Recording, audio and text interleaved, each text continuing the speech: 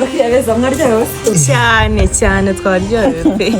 Usigaye mufite akantu bita inyama ziryoshye. hari ikintu tubongera se Aya tumeze neza kandi turashimye. Ahubwo mutuzanire fagitire.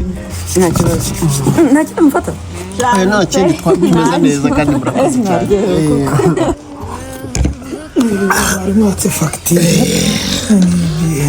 IBM ariko papa sava ibintu byose wabishyize ku murongo.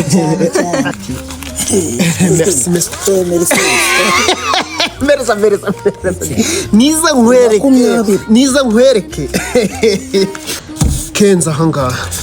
Hage wa wundi uri mideni nangahe? 10,000. 10. Fasha. Aro. Umva nkubwire rero Saidi. Amafaranga yawe yose nayabonye. Ino fagitire yikirira ya muntu. Naramutse neza patron. Bonjour. Ni yanjye gute? Patron, aka gafagitire kabashe. Mbona ufite n'amafaranga siponde? Oya nutwo nari nakonsumye kandi ni nadukeye. Waje hasi twavuga? Oya ariko ndakubonye. Kumbona se bivuze kukwishyura ibyo wariye? Sava. Hari akaburusheti se ahiye. Reka nze mbanze nyamuri cyaha.